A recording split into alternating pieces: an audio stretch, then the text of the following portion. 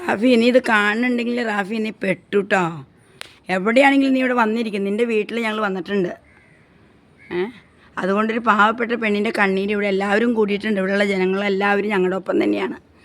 അതുകൊണ്ട് ബാങ്കുകാർ കൊണ്ടുപോയാലും വേണ്ടില്ല, എന്ത് കൊണ്ടുപോയാലും വേണ്ടില്ല, ഞങ്ങൾക്ക് ഞങ്ങളുടെ സാധനം കിട്ടിയിട്ട് ഞങ്ങൾ പോവുള്ളൂ. ഞങ്ങൾ ഈ ഗേറ്റിൻ്റെ ഫ്രണ്ടിൽ തന്നെ ഇരുന്ന് വെച്ച് പിടിക്കാൻ ഞങ്ങളുടെ പ്ലാന്. അതുകൊണ്ട് എത്രയും പെട്ടെന്ന് നീ ആ സാധനം നീയോ നിൻ്റെ മക്കളോ ഒന്നുമില്ല ഞങ്ങളായിട്ട് ബന്ധപ്പെടുക. ഞങ്ങളുടെ നമ്പർ നിൻ്റെ കയ്യിലുണ്ട്. അല്ലെങ്കിൽ എത്രയും പെട്ടെന്ന് പോലീസ് സ്റ്റേഷനിലേക്ക് നീ വിളിക്കുക.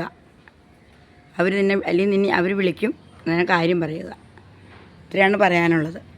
ഇനി ബാബു എന്ന് പറഞ്ഞ ഒരാളെ നീ ഏൽപ്പിച്ചിട്ടെന്ന് പറഞ്ഞു. ആ ബാബു എന്ന് പറഞ്ഞ ആൾ പറഞ്ഞത് ബാങ്ക് ജപ്തി ചെയ്തിട്ടില്ല എന്നാണ് പറഞ്ഞത്. പക്ഷേ ഇപ്പോൾ ഞങ്ങളോട് വന്നപ്പോൾ നിൻ്റെ വീട് ജപ്തിയാണ്. 30/10/2025 ജപ്തി ചെയ്തേക്കണെയാണ്.